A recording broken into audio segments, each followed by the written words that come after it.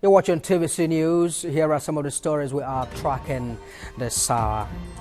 Ghana doctors agree to extend strike for 2 weeks.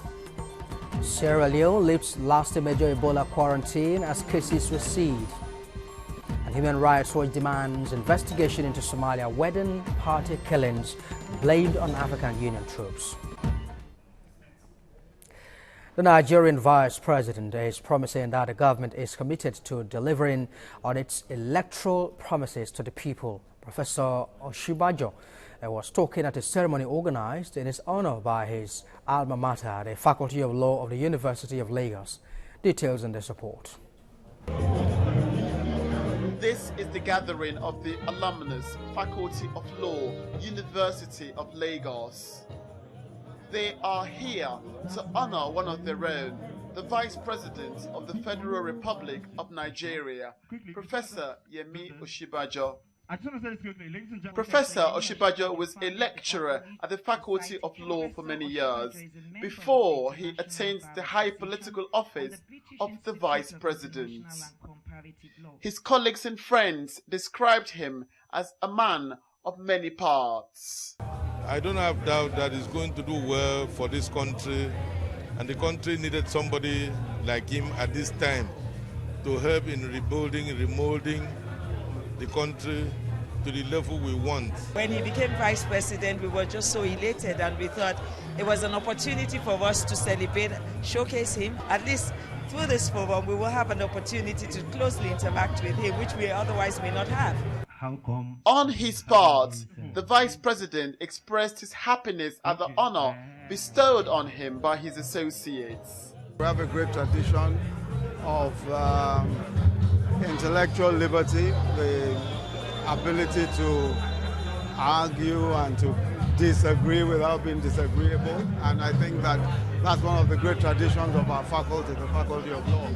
And also that our faculty has always been a place of ideas, and that our country today needs big ideas to solve the problems that we have. Professor Osinbajo used the occasion to assure Nigerians that the issue of insurgency in the northeast will soon be a thing of the past. The President has already given those orders. That's the Commander-in-Chief's orders. The Chief of Defense Staff has already responded appropriately by saying that that is a task that has been set for the military, and that they must go out and execute it and execute that task within the time that has been given. We know that there have been problems with the degrading of the military by the lack of equipment and lack of resources and all of that. But that's a problem that we have to deal with as we go along. It said the focus of the Buhari administration is to build strong institutions that will restore Nigeria's lost glory and build the confidence of the international community. Away from that, a black box of the commercial helicopter that crashed into the Lagos Lagoon this week has been recovered. Nigeria's Accident Investigation Bureau confirmed it and that it was discovered on Friday at a crash site near the lagoon. 6 people died in the crash, while another 6 were rescued in the midday accident that occurred on Wednesday. AIB Commissioner Philip Abali says investigations are ongoing. Yeah, it's not early when it comes to accident investigation, but we'll do our best to download the information on the black boxes, and then we'll do our best to download the information, analyze the information, and then write the final report and include all the information in there and publish it to the public.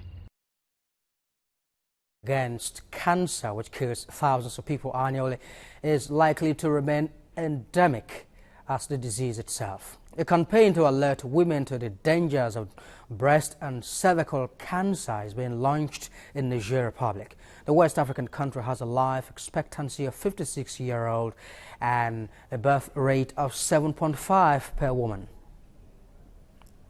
The situation in Niger is very alarming, especially gynecological and mammary cancers. According to the statistics, you will see that it affects women who are 50, 55 and 60 years old.